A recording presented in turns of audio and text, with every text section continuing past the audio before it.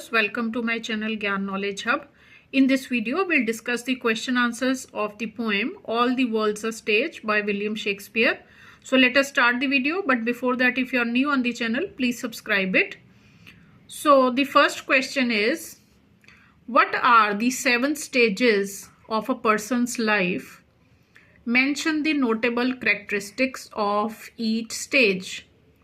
तो एक पर्सन की लाइफ में कौन सी 7 स्टेजेस आती हैं और सभी स्टेजेस का आपको नोटेबल कैरेक्टरिस्टिक्स भी बताने हैं. तो number 1 stage is infant. Infant means जब बेबी बॉर्न होता है, बिल्कुल छोटा होता है, तो उसको इन्फेंट बोलते हैं. तो उसके कैरेक्टरिस्टिक्स हैं म्यूलिंग एंड प्यूकिंग. उसके मुंह से जो वो मिल्क लेता है उसकी वॉमिट्स करता है, म्यूलिंग करता है. तो ये उसके कैरेक्टरिस्टिक्स होते हैं. Number 2 stage is school boy. फिर वो स्कूल जाने लगता है. तो उसके कैरेक्टरिस्टिक्स क्या होते हैं? He is unwilling to go to school. School जाना नहीं चाहता, बच्चा रोता है बहुत. Walks at a snail space. और जब उसको स्कूल जाने के लिए बोला जाए तो बिल्कुल धीरे धीरे चलता है, because he is not interested in going to school. Number 3 stage is a lover. थोड़ा और बड़ा होता है, टीनेज में आता है, तो उसकी लवर वाली स्टेज आ जाती है. Trying to get the love of his life. तो अगर बॉय है तो वो कोई गर्ल ढूंढने लगता है, कोई गर्ल है तो बॉय को ढूंढने लगती है.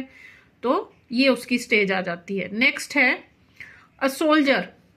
फिर वो प्रोफेशन में आता है अपने, और प्रोफेशन में नहीं भी आता तो जब यंग हो जाता है तो वो सोल्जर वाली स्टेज में होता है.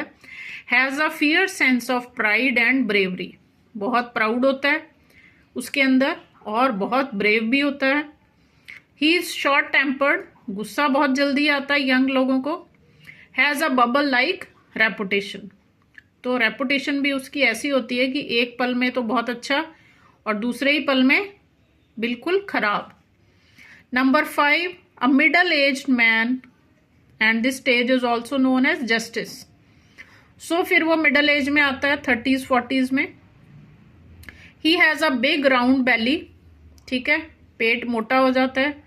Gives wise advices. और हर किसी को सलाह मशवरे देने के लिए हमेशा रेडी रहता है. Gives wise advices. Next is pantaloon और old man stage. फिर एज बढ़ती है, ओल्ड होना शुरू हो जाता है. Lean and has spectacles on nose. पतला हो जाता है, आंखों पे चश्मा होता है. श्रंकन बॉडी. बॉडी एकदम सूख जाती है. At the Twilight of his life. और अपनी जिंदगी की वो शाम में होता है, ट्वाइलाइट में होता है.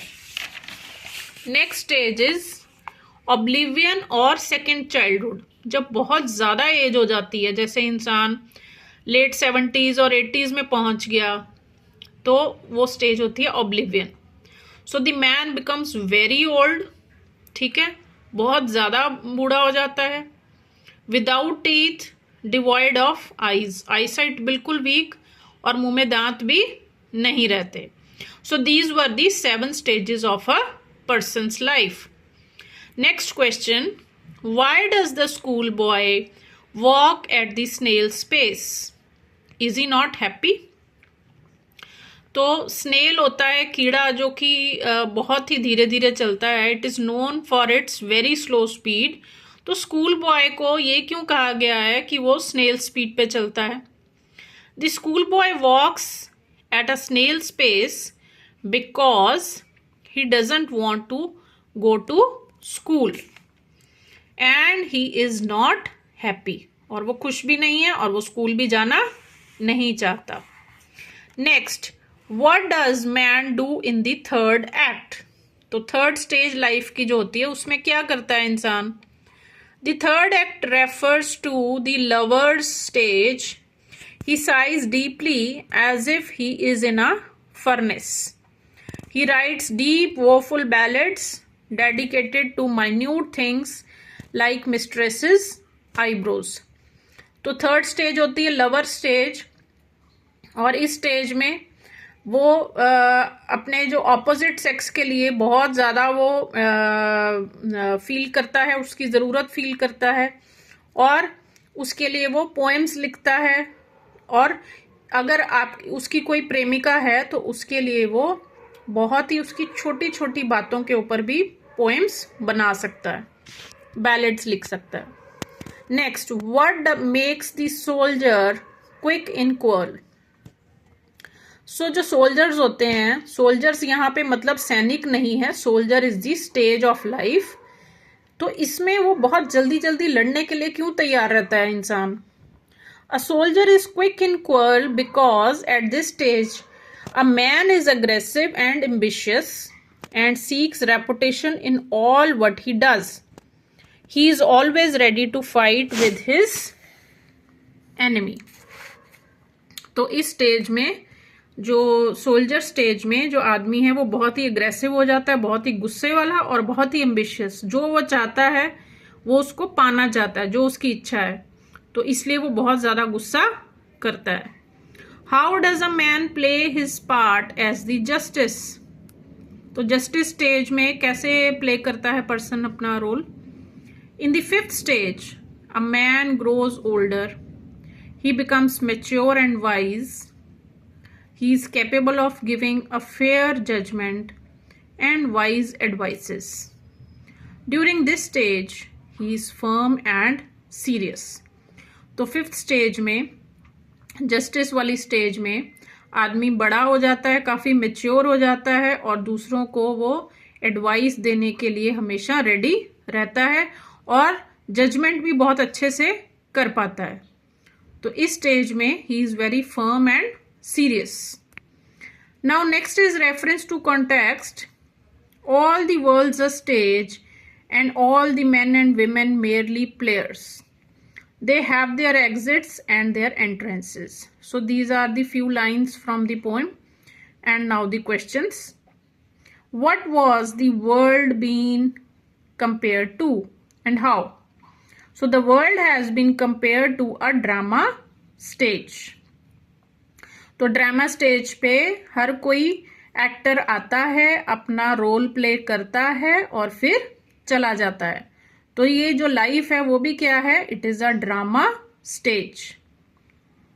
Explain exits and entrances. तो एग्जिट्स जो हैं वो सिग्निफाई करते हैं the death of a person and entrances signify the birth of a person. तो जैसे एक पर्सन आता है स्टेज पे, अपना रोल प्ले करता है, तो वो उसका हो गया एंट्रेंस। और वो क्या सिग्निफाई कर रहा है? The birth of a child. वो इस दुनिया में आया, फिर उसने अलग अलग रोल्स प्ले किए अपने स्टेज के ऊपर इस वर्ल्ड में, और फिर डेथ के टाइम वो वापस स्टेज छोड़ के चला गया। ये है इसका मतलब। Next, name the figure of speech in these lines. कौन सी फिगर ऑफ स्पीच है इनमें? तो इसमें शेक्सपियर हैज यूज्ड मेटाफर्स।